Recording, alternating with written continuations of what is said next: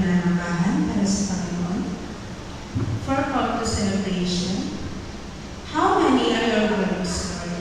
In wisdom, you made them all. The earth is full of your creatures. Yours is the sea, vast and spacious, teeming with creatures beyond power. Big beings both large and small. Dirty ships go and fro, and Leviathan, which you formed to frolic there. All creatures look to you, to give them their food at proper time.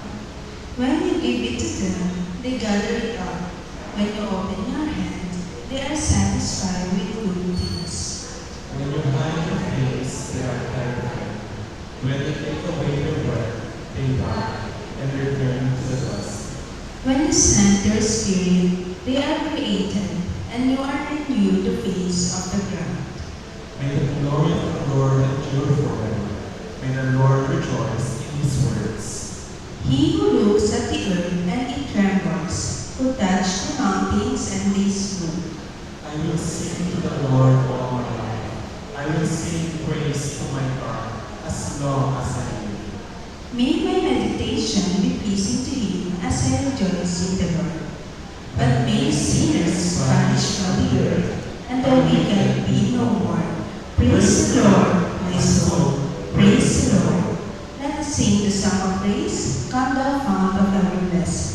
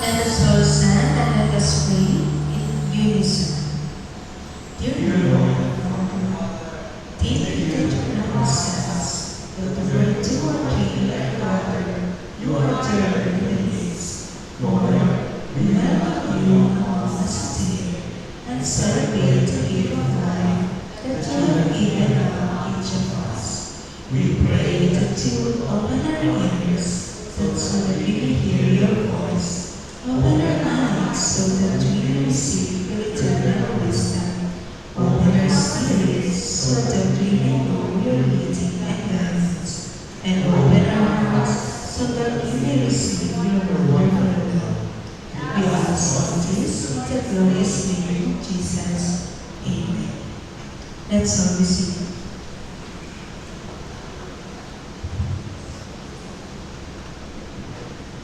Good morning po. Yan. Happy Sunday po sa ating lahat. And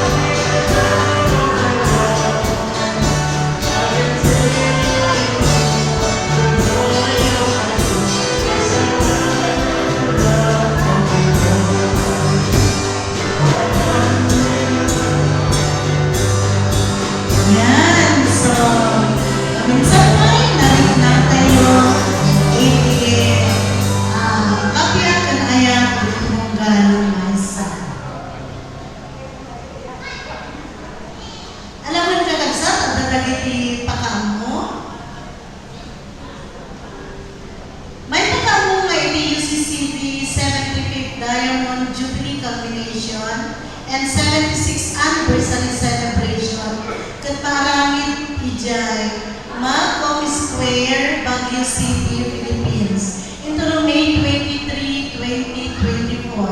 So ito no Thursday day naglalapsat. Dagiti na ayat, lino kayat lang na mapansadyay, one day activity day toy. So ito no May 23. Kanya-kanyang expenses kakabsan. Malipot iti makan, kani J2 yung tipagtulugan, accommodation, kanya-kanyang expenses. So, no sino dagiti mayang ngamapan, magi-communicate na lang kanya, tapno mai pagatayo ujay NLJ office. Later, culminating activity, the 75th Diamond Jubilee, and opening the 76th anniversary celebration, May 23, 2024, that is Thursday, Malcolm Square, Baguio City. So, start po ng 8 o'clock, nandun na po tayo. Yan po. Nagitimayan nga pa, provide for your own. Kasi kayo amin iti, makamo dagiti maaramat yun.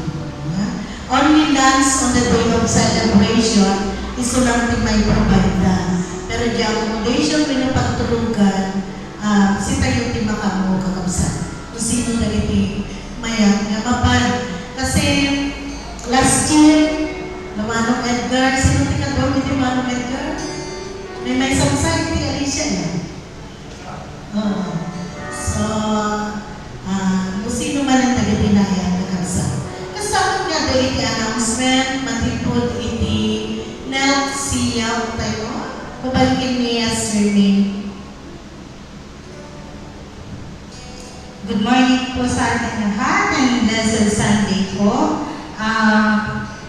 From conference level, CF with CYF of course.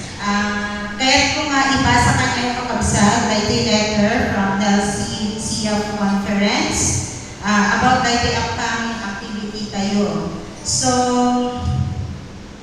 United Church of Christ in the Philippines, North Luzon Jurisdiction, North Luzon Conference, Christian Young Adults Fellowship,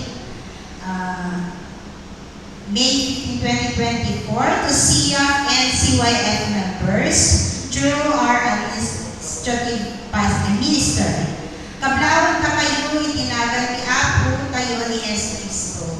Itigunglo ti Christian Young Adults Fellowship ken Christian Young Fellowship ket maragsakan magipakaamo iti maaramid nga joint CF CYF convention nga adaan tema rebuilding and restoring with hope, heralding the work of the people of God. Jerry CP Jayan nagtipunan Pilino in June 14 and 15, 2024. Mangluli iti alas 7, iti ang sapan nga alas 4 iti Malim, iti June 15 and mangluli iti June 14.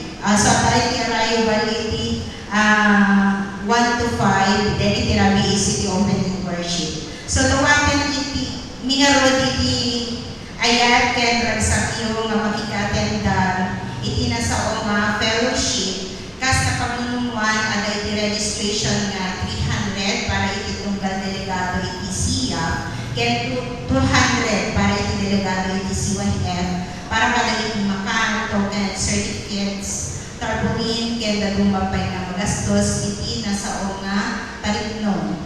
Kada local church kad madawat nga agbalon iti in-kinds apang nayon tayo imakan.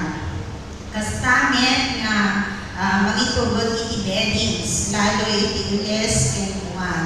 Mangisagana kayo iti iparangyo when ipabuya yung makanta sala drama when no anya nga mapiliyo nga ipabuya per local church. So kadwan ka sa CF and CYF kabili presentation. So may kaniti 3 to 5 minutos laeng iti bawat ipabuya. May nayon kadi nga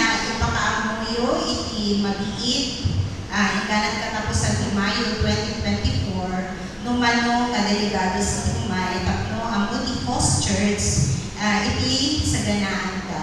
Nagyaman kami kay ti Apo, Diyos in mga bendisyon kadatayuan. So, ikabsat nyo, our LCCF Secretary, Juanito Halag, Esther Mayes, Panamayan LCCF Chairperson, and the LC Conference Minister, Reverend Amado and Vitas. So, dawatan ni kakabsat, naging padak na siya, CYF, makijoin tayo po makadaiting activity. It is the first time mga kasama natin join, for the reason na maurnos tayo kung maitinal si CYF, kastamot nga makapag-update, dagiti all CIAF, dagiti organized CIAF, iti different local churches, marami tayo kung mga maurnos dagiti programs tayo, lalo kit awang pa dagiti permanent programs iti LCCF, pag-ururmuso tayo kakabsat, even the local churches na organized tata, is the purpose na makapag-meet ko for a convention and planning of other activities. So, ajay ang kakabsat, naman iti CYF and CF na makijoin na. Yaman. And all your support, kakabsat. Thank you. Ayaman. So, join CYF Convention at UCCP Giant. Tidala na dito ko ti Pampang Pinanse. The next Giant. So, ano iti CYF. So, manak nama na mag-etenggar tayo. Kasabot nga maragsaran kami nga magipadama nga napanligiman nga naarami iti conference sa Baguio Village, UCCP Baguio Village, Dipon Quirino, iti napalabas na Lunes, Martes, kan Miyerkules, kakabsat, kan iti office, iti opisina, iti council, iti conference, kat ada iti sinabaluay president tayo, ni Mang Pasing, UCF president tayo, ni Nel, ni Serman, SIA president, ni Asermi, continuo mo is iti CRI. So, at dapat iti pan na representasyon, manipot iti UCCP, Alicia, iti council, iti conference. So, maragsakan kami ng mga panahon. Kasama nga, batigin tayo, iti ang kasama, iti dahil yung kalabas na. 21 ni April May Arsinas, and 22 ni Jeffrey Santos. Kantaan tayo ng tihabon.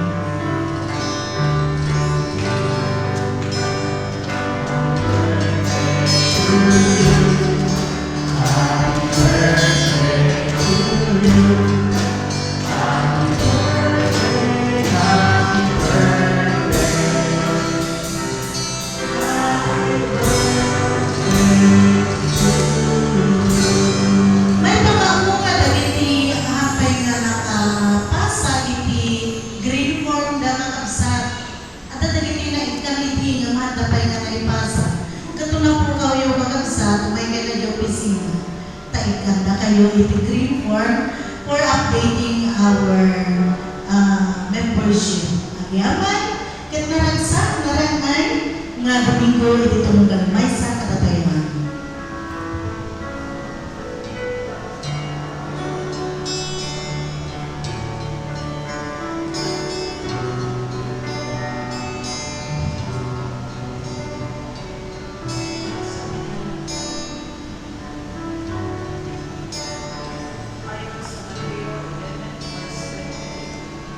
Lumapit din sa akin kayong lahat na napapagalat at pagkataan sa inyong masayo.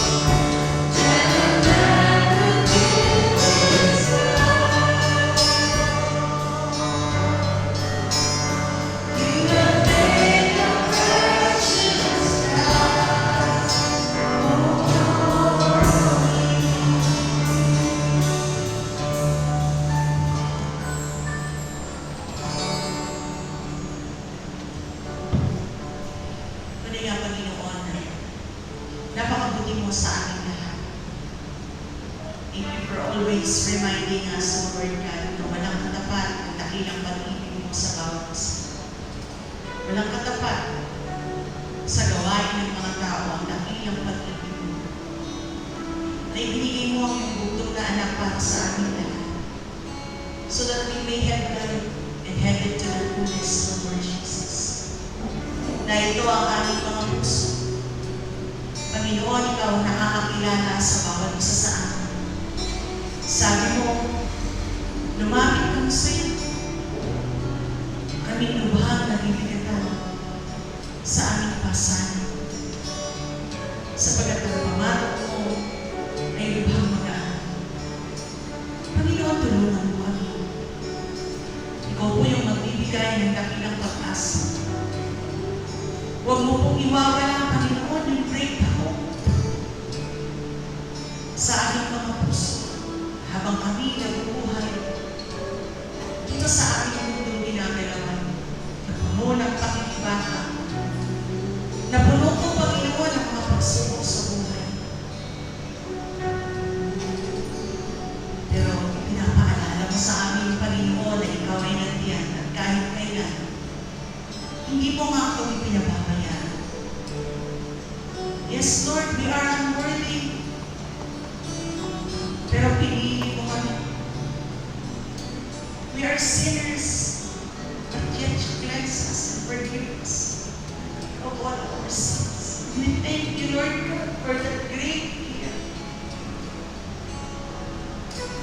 That we are like rags in front of you, but you clothe us with righteousness from the cross of Calvary, O Lord Jesus. At ito po yung aming magiging kalakasan. Ang mga paalala mo sa amin, Panginoon, that you bought us with a great price. Kaya po, Panginoon, na huwag namin ito makalimutan sa araw-araw. Na marami man namin hinahanap ang ating mga kapatid na ito. Hindi ko man alam, Panginoon, ang mga laman ng kanilang puso. Mga nais ko lang sabihin sa iyo. Pero bilang isang simbahan, Panginoon, nakikipag-isa po kami, Ama namin sa langit. Tinataas po namin ang bawat isa.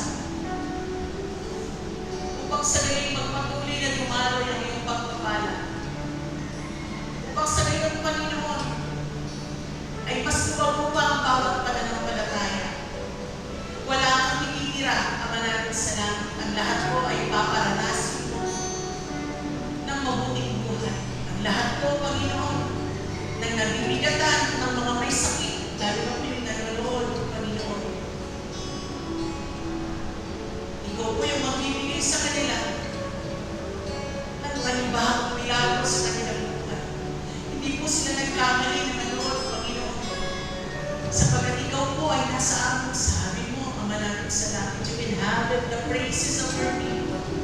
Where two or three are gathered in your name, you are in the midst of us, and we're claiming that, Lord God, Father in heaven. Maraming salamat po sa pagdaloy ng pag-ibig mo. Wala po itong hangganan. Ang mga ipinapanalangin nasa ibang bansa, ang mga ipinapanalangin, mga may sakit, Panginoon, ng aking mga kapatid. Sinasamahan po namin ito, and we are declaring your victory over their lives, Lord God. We're declaring your presence, O Lord, your awesome presence, Panginoon. Nasaan man ang aking mga kapatid na yun. Manalangin sa langit, tinataas kita. Hayaan mo, Panginoon, sa bawat puso ng bawat isa ay maging matibay na sandalan ang iyong dakilang pangalan. Sabi mo nga, Ama namin sa langit, walang pangalang ibinigay sa silong ng langit na sukat namin ikaligtas.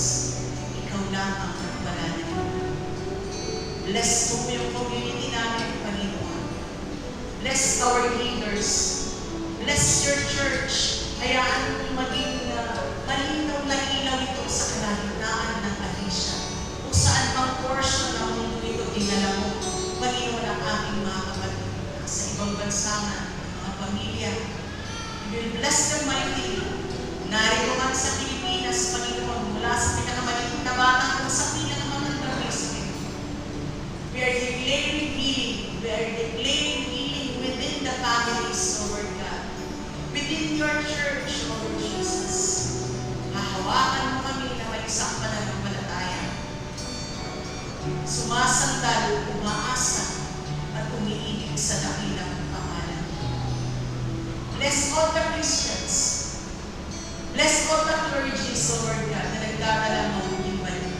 heads o the bishops upang sa gayon makapagpasit sila ng maayos at magawa ang kanilang mga trabaho sa iyong puso. Tinataas ka namin, pinupuri at sinasamba. Maraming salamat sa dakilang pagmamahal. Sa pangalan ni Jesus, ito ang aming panalangin. Amen.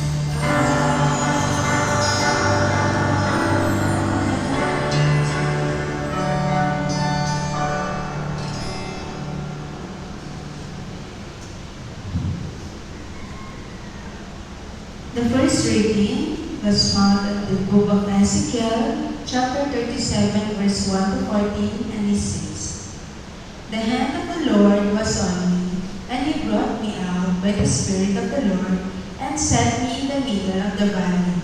It was full of bones. He led me back and forth among them, and I saw a great many bones on the floor of the valley, bones that were very dry. He asked me, 'Son of man, can these bones live?' I said, 'Sovereign Lord, you alone know.' Then he said to me, 'Prophesy to these bones and said to them, Dry bones, hear the word of the Lord. This is what the Sovereign Lord says to these bones. I will make breath enter you, and you will come to life. I will attach tendons to you and make flesh come upon you and cover you with skin. I will put breath in you, and you will come to life. Then you will know that I am the Lord.' So I prophesied as I was commanded, and as I was prophesying, there was a noise, a rattling sound, and the bones came together, bone to bone. I looked, and tendons and flesh appeared on them, and the skin covered them, but there was no breath in them. Then he said to me, 'Prophesy to the breath, prophesy, Son of man, and say to it, This is what the Sovereign Lord says. Come, breath, from the four winds and breath into this lake, that they may live.' So I prophesied as he commanded me, and breath entered them. They came to life, and they stood up on their feet and was armed. Then he said to me, 'Son of man, these bones are the people of Israel. They say, Our bones are dried up, and our hope is gone. We are cut off. Therefore, prophesy and say to them, This is what the Sovereign Lord says. My people, I am going to open your graves and bring you up from them. I will bring you back to the land of Israel. Then you, my people, will know that I am the Lord when I open your graves and bring you up from them. I will put my spirit in you, and you will live, and I will settle you in your own land. Then you will know that I am the Lord, have spoken, and I have done it, declares the Lord." This is the word of God. The second reading is found on Book of Acts, chapter 2, verse 1 to 20. The Holy Spirit came at Pentecost. When the day of Pentecost came, they were all together in one place. Suddenly, a sound like a blowing of a violent wind came from heaven and filled the whole house where they were sitting. They saw that what seemed to be tongue of fire that separated and came to the rest of each of them. All of them were filled with the Holy Spirit and began to speak in other tongues, as the Spirit enabled them.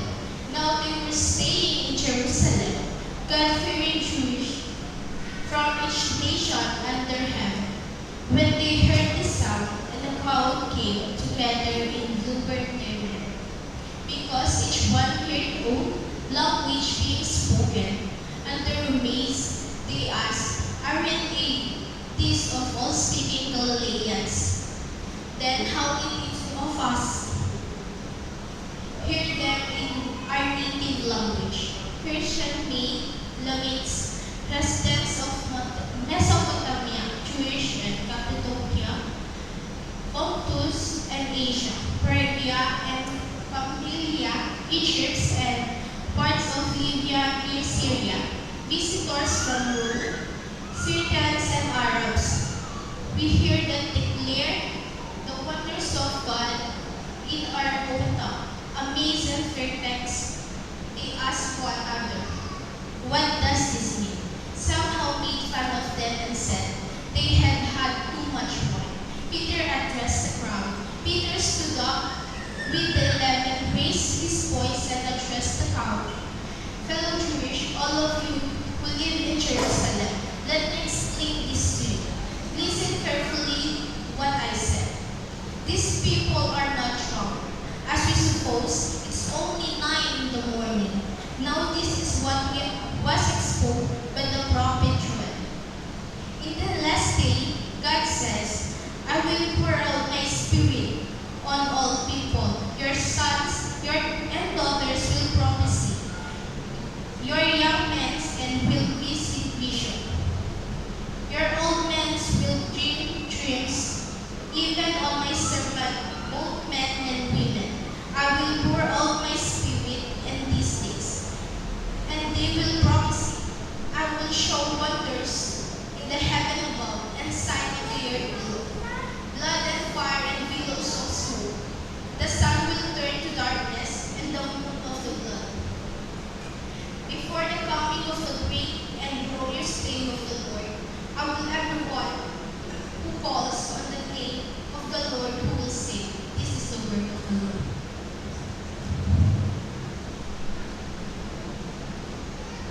Let us hear the message through song by the temple.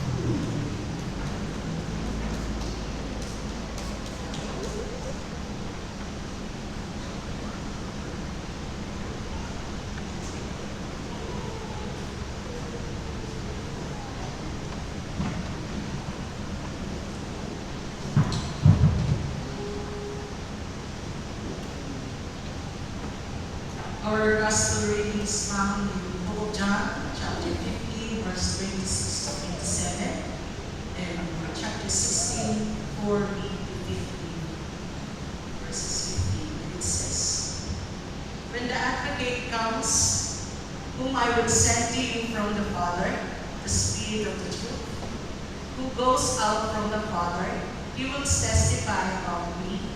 And you must testify, for you have been with me from the beginning." Chapter 16, verse 4. "I have told you this so that when their time comes, you will remember that I warned you about them. I did not tell you this from the beginning because I was with you. Now I am going to him who sent me. None of you asked me, 'Where are you going?' Rather, you are filled with grief because I have these things. But very truly I tell you, it is for your good that I am going away.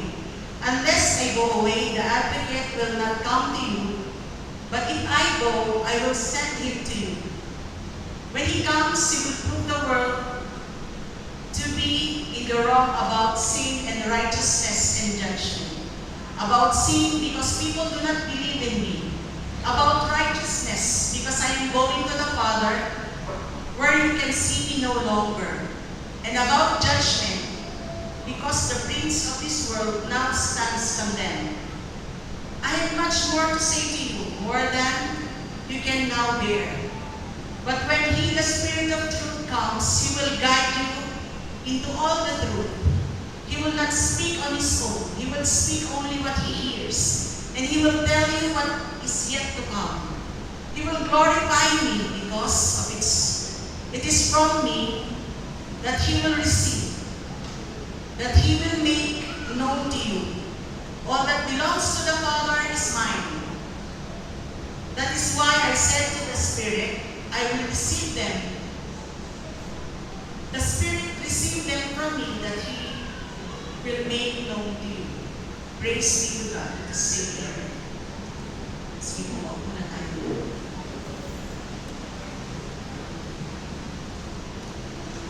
Magandang umaga po sa inyong lahat. Purihin ng Diyos. Today is Pentecost Sunday. No? Mula dun sa mga napakahalagang mga bagay na naranasan ng mga apostol, mula dun sa pagkapako sa krus, hanggang dun sa pagkamatay, hanggang sa Easter. No? In chapters 14 and 17, no? Yun ay mahalagang pag-uusap na ating Panginoong Jesucristo, mga mahalagang aral bilang isang Kristiyano, paano ang mamumuhay at magtitiwala sa Kanya. Now it is Pentecost. Pentecost stands as the culmination of Easter reflection on the promise of the resurrection and the transition to the season of the Trinity. So the lesson for today invites reflection on the assurance of the resurrection promises. Ito ay pagpapatibay na talaga na ang mga Kristiyano ay pinili ng Panginoon. Hindi lamang manampalataya, kundi sumunod at pagbahagi ng mga salita niya. Now, explored and made real in the very dimensions of Christian life and mission, the abundant life is the promise of the unfolding love of God, shown in the glory that is for us in death and resurrection of Jesus Christ, and the abiding presence of the Holy Spirit, who confirms that promise in our hearts and sends our communities into the world to bear witness to that good news. Ito yung parte ng empowerment ng mga Kristiyano na talagang ikaw ay susubo, na talagang ikaw ay magiging example ng kapwa mananampalataya, na talagang ikaw ay ginawa upang magdala ng mabuting balita. We hear the promise and witness in the opening verse kanina, today's lesson. Doon sa verse 26, when the Advocate comes, yung comforter o yung tutulong, when the Advocate comes, whom I will send to you from the Father, the Spirit of truth. Jesus speaks these words of comfort to His disciples. Kasi sa panahon na yun, bago siya ipako ay talagang lubhang napakababa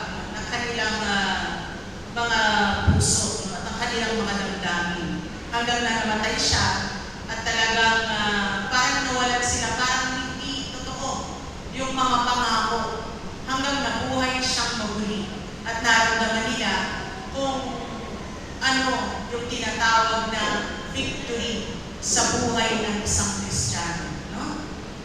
Sinabi ito ng Panginoon prior to His passion that He seeks to console their sense of abandonment and fear. These words surely meant for the community who now lives in the sure and certain truth of the resurrection as heirs of Pentecost. Community now has indeed received that promised Spirit. Now our communities of hearers, just as those first disciples are comforted, encouraged, and sent with Jesus, words of promise. No? Tayo ay, lahat ay mayroong isang pangakong mula sa ating Panginoon. At tayo rin ay mayroong isang vision. The promise, unity of the Trinity, Jesus promised the coming of the Spirit, the Advocate. He claims that the mission and sending of the Spirit occurs by the authority, and He assures us that this Spirit can be trusted as true on the list of two counts. The Spirit comes from the Father, and the Spirit exercises its mission chiefly not in bearing witness to self, but in testifying the good news already made known in the resurrection of the Son. No? Ito yung nagpapatunay ang banal at santong Espiritu na nasa sayo na tinanggap mo mula sa ating Panginoon ang magpapatunay na may katotohanan ang resurrection. At meron itong dalang victory sa buhay ng mga tao. All that the Father has, sabi na nga ng pangako niya, sabi niya, lahat ng ibinigay sa Kanya ng Ama ay sa Kanya. For this reason I have said that the Spirit will take what is mine and declare it to you. Ang Espiritu ay nananahan sa iyo. No? Yun ang dakilang pangako ng ating Panginoon. At hindi lamang pangako, no? Sapagkat ikaw ay kanyang palalakasin. Sabi kanina doon sa binasa, Ezekiel, Valley of the Dry Bones. Ang ating bawat pananampalataya, hindi naman inaalis ng ating Panginoon na meron tayong dry season, na nawawalan tayo. But if we pray and declare the victory of God within us, no, ano sabi? Ang mga bones na yun, nilagyan na cells, no? Ng laman, ng muscles. Pero wala pa itong buhay. Nananatili ba? Nananatili ba sa isang aral ang buhay ng isang tao? Pagkatapos mong mag-aral niyon, yun na yun, meron ka ng alam? Hindi. Sabi niya, we'll pray again to give it life. No? Sabi niya, flesh, skin, then breath. Inaalagaan natin ang ating mga sarili. Nagpapaalaga tayo sa ating Panginoon upang makapagpatuloy ito. Meron siyang tinawag, si Ezekiel. No? Meron silang ginawa. Hindi na nanatiling nakatayo o nakaupo ang isang mananampalataya. Siya ay tinawag ng Diyos. No? So if the Spirit's identity and mission is centered in bearing witness and making present for us in the fulfillment of Jesus' promise and mission, has risen and glorified God. Yung ating mission, yung paggawa natin ng ating mission, will glorify the Lord, not us. Oo, magiging matagumpay ang bawat mission. No? Sapagkat ito ang gusto ng ating simbahan ngayon, nakita natin, no, to bear witness. Yeah? Sabi nga doon sa ating topic for yung rebuilding and restoring with hope. Ang nakalagay na ng partner niya na ngayon, heralding the work of the people of God. Ang pagpapahayag ng pananampalataya ng bawat tao. So paano nagpapahayag ng pananampalataya ng bawat tao kung hindi mo inaangkin ang kapangyarihan ng Panginoon? Na kung hindi mo inaangkin na makakayanan mo ang lahat ng bagay kapag siya ang nagbigay dito sa iyo. You are dry in faith, oo. But the Lord will give you life. And the Lord will give you power, even in praying for healing, transformation, no? Ng sarili mo at ng kapwa mo tao at ng iyong community. You are witnesses too because you have been with me from the beginning, sabi ng verse 15-27. Jesus' words of promise mediated through the witness of the evangelist, no? Sa mga magdadala nito ng mabuting balita. Intend to make effective for us.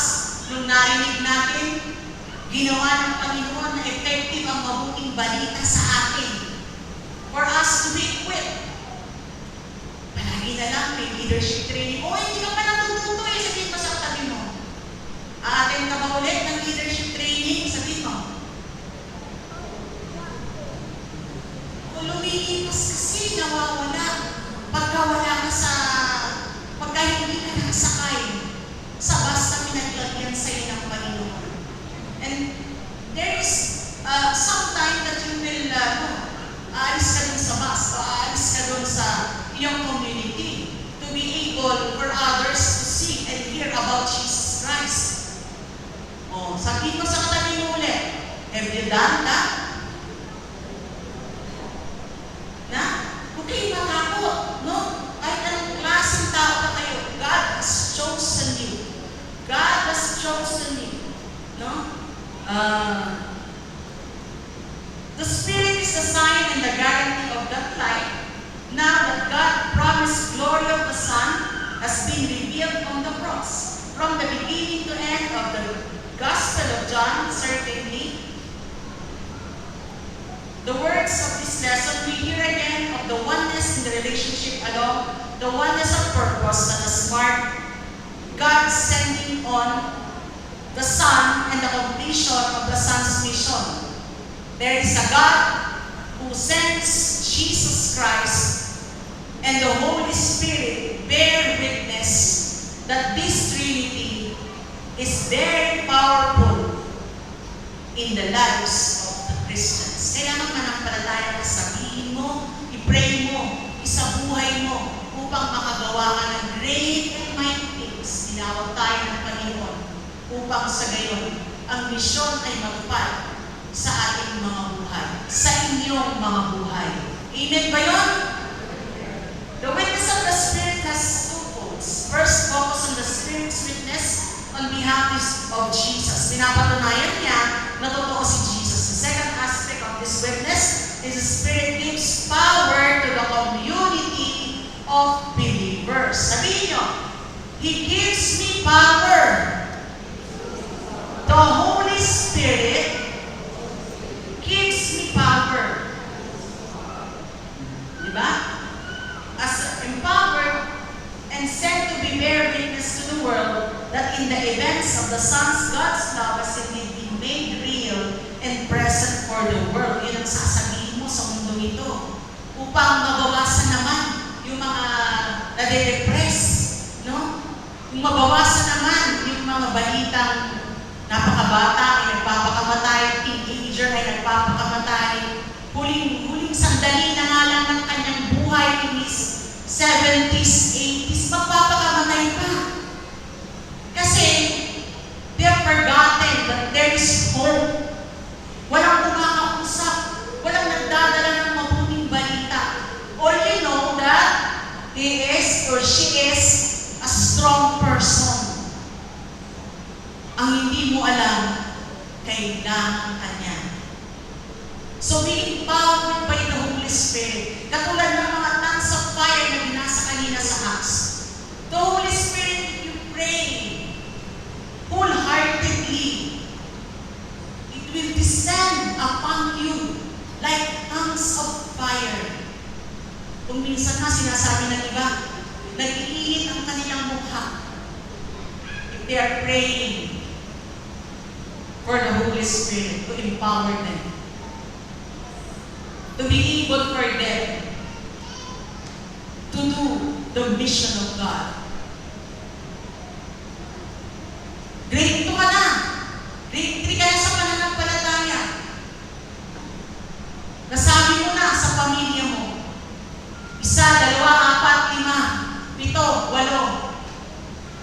ilang beses na. Huwag kang mag-alala. Hindi babalik sa Diyos na walang laman ang bawat buto ng pananampalatayang itinanim mo sa iyong mag-anak. It's high time na lumabas ka at tanasin mo ang mga panibagong milagro ng Panginoon para sa iyo. Ay napakabuti, napakasaya. We're cheering for the fish, for the fishermen to come unto us and give us fish. Pero ito na yung panahon. Kailangan mo nang sumakay sa bangka. Kailangan mo nang i-practice at makita kung ano ba ang tunay na pananampalataya. The witness of the Spirit within you, siyang magpapaturo sa iyo. Kung inaakala mo, hindi ako pwede dyan, I am a sinner. I am not righteous. I am full of unrighteousness. We see that the witness of the Spirit is not arbitrary or isolated, but belongs integrally to the presence and the role of the mission of the Trinity. The Spirit speaks only that which belongs to the oneness and the identity of the mission of the Father and the Son. The witness of the Spirit is characterized by Jesus in our lesson. We have specific matters of content. Gusto lang niya sabihin sa atin. To be convinced. What is sin? What is righteousness? And about judgment. Convinced is much better translation here than the prove the word wrong. Yung binasa ko kanina is to prove the word wrong. Ang ibig sabihin niya, to convince the world na hindi niya kakayanin ang mag-isa. To convince the world to believe in Jesus Christ. First, for there is no other name given under heaven in which you will be saved. Jesus lang talaga. Wala na iba. Pag isinabuhay mo yun, you can do your mission. Yun naman ang sabi ng Panginoon ang pangako niya. You will be empowered by the Holy Spirit. Huwag kang matakot.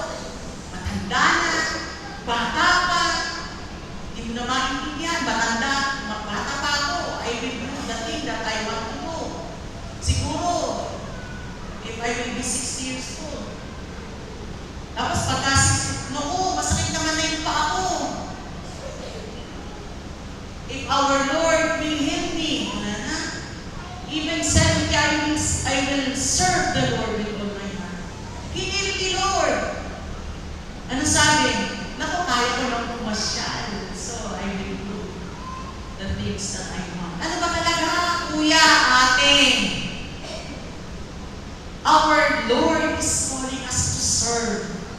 Hindi mo pang parusahan tayo to be able for you to enjoy the presence of God. To be able for us to see. Uso pa ba ang milagro? Uso pa ba ang milagro? Yes, it is. Uso pa yan. Ang kailangan lang niya ay ang puso mo. Sabi mo nga kanina sa Bible study, soak ourselves with prayers. Nasaan man tayo, bago tayo bumangon. Bless me, Lord. Use me, Lord. Thank you for your love. Maraming salamat for empowering me through the words that I have read, through the words that I have heard. Radyo man yan, Sunday school man yan, saan mo siya nakita, saan mo siya narinig. Gusto ng Panginoon na malaman mo na hindi dahil unrighteous ka, hindi ka niya gagamitin. Kaya ka niya nga pinili ng mahal na dugo upang sa gayon ay ma-enjoy mo yung kanyang presensya. It is noteworthy that Jesus says sin has to do with the matter of belief. Spirit teaches us that sin in its heart is not matter of action or morality. That has to do with whether or how we receive and believe in the Son as the one whom God has sent us to the world. Kailangan manampalataya ka, iinisan ka ng Panginoon. No? The Spirit's role is to bring Christ's presence for us and to face us with a point of decision and faith. Nung tinanggap mo ang Panginoon, naghihintay siya ng desisyon mo ng pananampalataya. Babalik ka ba sa dati mong buhay o magpapatuloy ka sa pananampalataya from glory to glory, from faith to faith? Hindi ka minamadali ng Diyos. Dahan-dahan. O minsan parang tsak-tsak yung mga paan natin ng pananampalataya.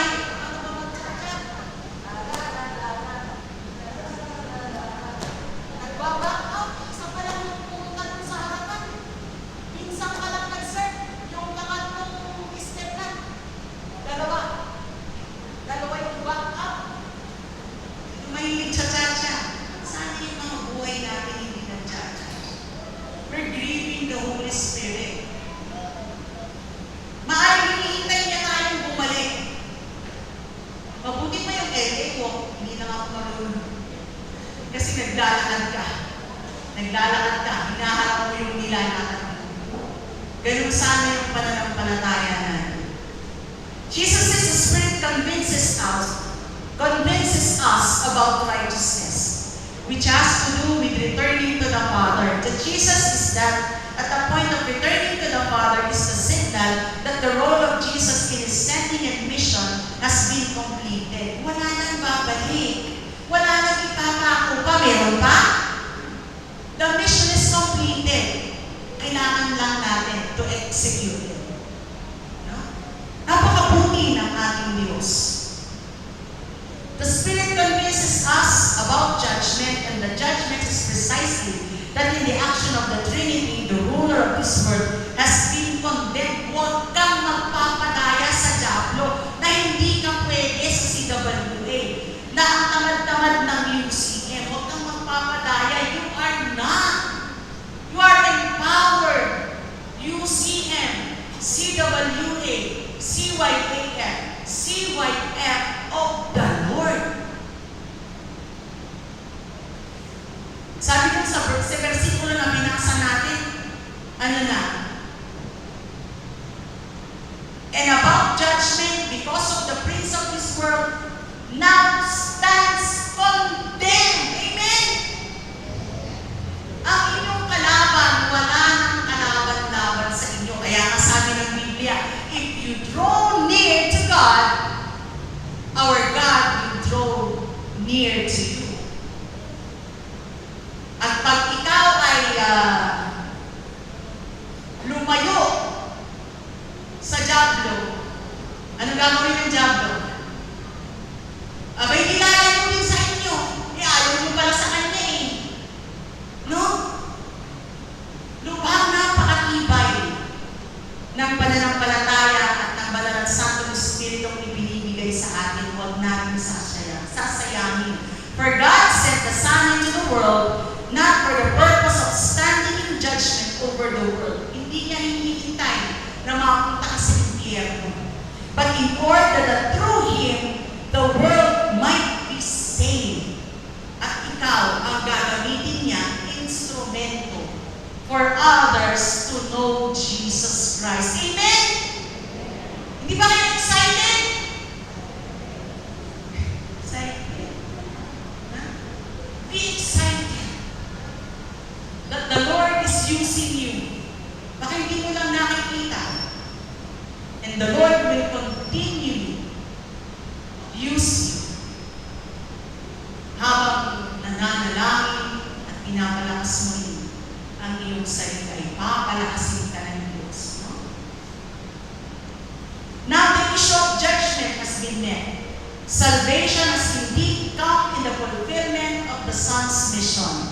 Now the Spirit has come to make good on that promise and begin to convince those who hear the witness of the Son. Huwag kayong mag-aalala. Pakikinggan kayo ng mga yan kung saan nyo man dadaling ang mabuting balita niya. Maliit na bata man, kailangan din niya ng salvation. He has to receive Jesus Christ as Lord and Savior. Mula sa pinakamaliit na bata hanggang sa pinakamatanda, lagi ko sinasabi. Walang maninis. Walang gender. No? Ang pananampalataya.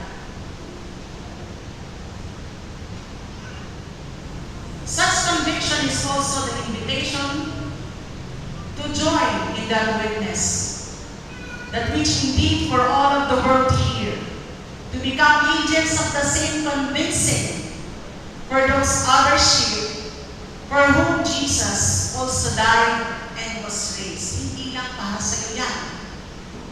No? Yan ay para sa ibang tao. Ang mabuting balita ng kaligtasan. At ang mabuting buhay, yung abundant life na nais ng Diyos para sa ating lahat. Unto the ends of the earth. And that they may all be one. Even as the Father, the Son, and the Spirit are one in purpose and mission. He will empower us by the Holy Spirit to rebuild and to restore with hope, heralding the work of the people as God empowers us. And we are the people of God. Maging excited tayo to do this. Heralding the work of the people of God and saving and loving grace to us. Amen. Manalangin tayo. Panginoon, we all know in our hearts, Lord God, you make us righteous. Hindi kami karapat-dapat, pero pinalindapat mo kami. Lord God, may the power of your Holy Spirit hover on this place, O Lord Jesus. Baptize each, anoint each by your great power, O Lord God, that they may feel your very presence right now. Lord Jesus, aming salamat sapagkat ang kapangyarihan mo ay nasa mga tao ito, hindi dahil sa kanilang pakiramdam, kundi dahil sa kapangyarihang ibinigay mo sa bawat isa. Palakasin mo po, Panginoon, at patibayin ang bawat pananampalataya kung sila lalabas dito, Panginoon, na hindi sila makakakita ng mga panibagong binago sa kanilang buhay. And they will come back next Sunday, O Lord Jesus, bearing your testimonies that you are an awesome and great God. At ginawa mo kaming mga kamay at paa, tagapagdala ng mabuting balita. Ito po ang aming panalangin, O Diyos, sa pangalan ng aming Panginoong Jesucristo. Amen. Amen.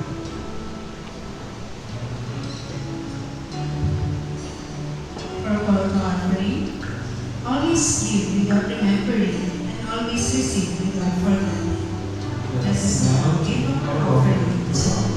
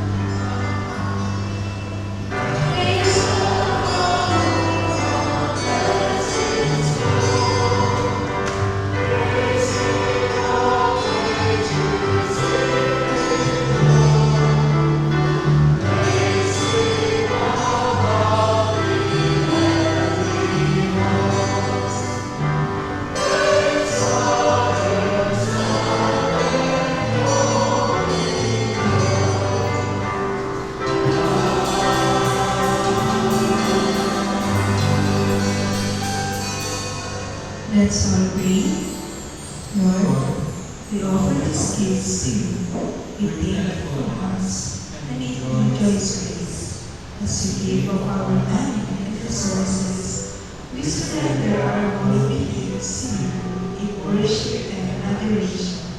Lord, may these offerings extend the word of your people, your church, your community, and into the beautiful world which you have made. Amen. Let's all be seated and let us sing the dedicatory hymn, Victory in Jesus.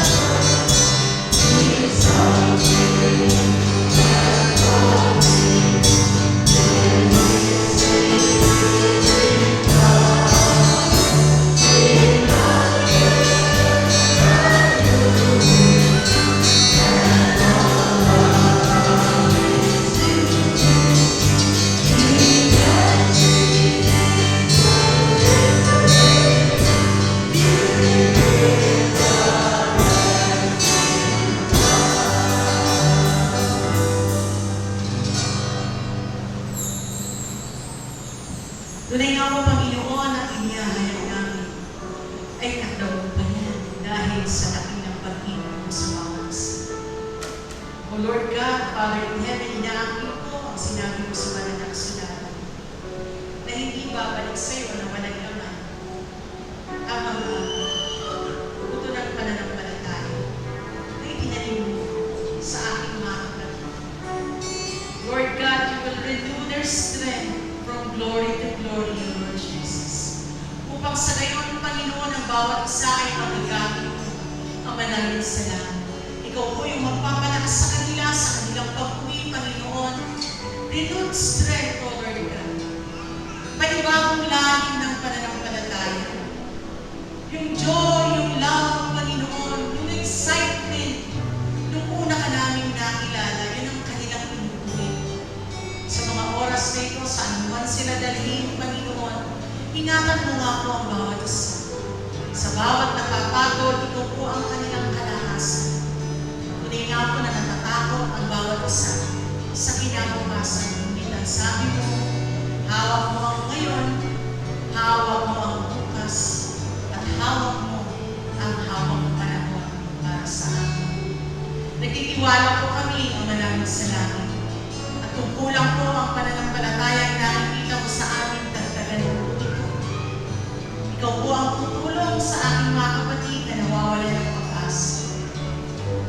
Kung may pag-asa man, Panginoon, ay namimigat mo. Ikaw po yung magbibigay sa kanila ng kapayapaan. At sa aming pag-uwi, Panginoon, tangan-tangan ng aming puso ang dakilang pag-ibig mo na hindi na kumamali mo kahit kailan. Maraming salamat po sa dakilang pag-iakap. Maraming salamat po sa fresh anointing, Lord. We dedicate our lives to you sa pangalan ng aming Panginoong Jesucristo. Amen. Amen. Ang dakilang pagpapala ng ating Panginoon ay tanggapin ninyo ang kanyang pag-ibig at ang kanyang kalakasan. Tandaan ninyo, palagi ninyo kasama sa lahat ng sandali ng inyong mga buhay. Sa ngalan ng Ama, ng Anak at ng Espiritu Santo. Amen.